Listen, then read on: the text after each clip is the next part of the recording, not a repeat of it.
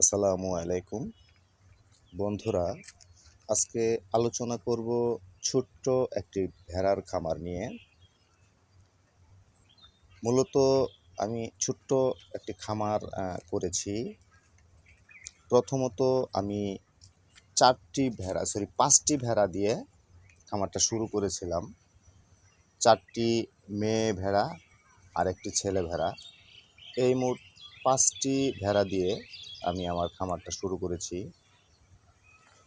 1 বছর প্লাস হয়েছে। এর মধ্যে ছোট বড় মিলে আমার খামারে রয়েছে 20টি ভেড়া।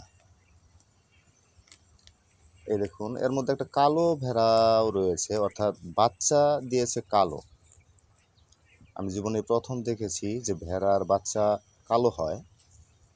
এটি বড় হলে স্বাভাবিক রঙে অর্থাৎ ভেড়ার রঙে ফিরে আসবে কিনা আমি জানি না, কিন্তু আমি আমার অভিজ্ঞতা থেকে বলছি, আমি দেখেছি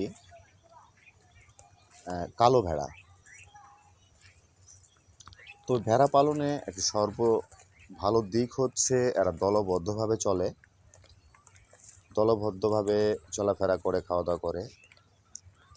এদের ওই দেখুন কালো ভেড়াটি বাচ্চাটি ওই যে দেখা যাচ্ছে, 2টি বাচ্চা হয়েছে, একটি নিচের দিকে কালো আর একটি পুরাটাই কালো।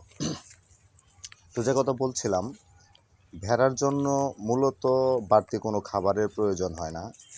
যদি চারণ ভূমি থাকে, যদি ঘাস খাওয়ার ব্যবস্থা থাকে, তাহলে সে ঘাস দিয়েই ভেড়া খামার করা সম্ভব। এবং আমি যতটুকু দেখছি প্রায় 1 বছর প্লাসের মধ্যে, সঠিকভাবে যদি ভেড়া পালন করা যায়, অর্থাৎ স্বাস্থ্যসম্মতভাবে, তাহলে এতে প্রচুর লাভ রয়েছে। তো ভেড়ার খামারের জন্য প্রথমত শর্ত হচ্ছে স্বাস্থ্যসম্মত পরিবেশ। মাচা করে ভেড়া পালতে হবে এবং সে মাচায় সবসময় পরিষ্কার রাখতে হবে এবং পর্যাপ্ত পরিমাণের আলো বাতাসের ব্যবস্থা করতে হবে। এখানে যেন পর্যাপ্ত পরিমাণ আলো বাতাস থাকে, তাহলে কোনো রোগবালাই হওয়ার সম্ভাবনা খুব কম। দেখুন কালো বাচ্চাটি, যেটি কথা বলছিলাম, যে সম্পূর্ণটাই কালো, মাঝখানে একটু সাদা দাগ রয়েছে। আমি জানি না এটা বড় হলে স্বাভাবিক ভেড়ার কালার আসবে কিনা। দেখুন ভেড়াগুলো একা একা ঘাস খাচ্ছে।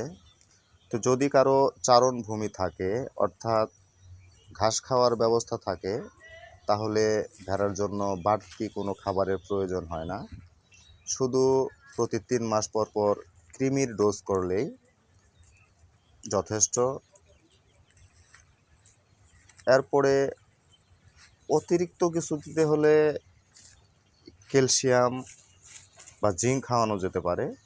তাছাড়া এ পর্যন্ত আমি কোনো ওষুধ ব্যবহার করিনি, আমি কোনো ওষুধ খাওয়াইনি। আমি শুধু কৃমির ডোজ করেছি আর একবার জিঙ্ক খাইয়েছিলাম। তো আলহামদুলিল্লাহ আমার ভেড়াগুলো সম্পূর্ণ সুস্থ রয়েছে এবং আমি ভালো ফলাফলও পাচ্ছি।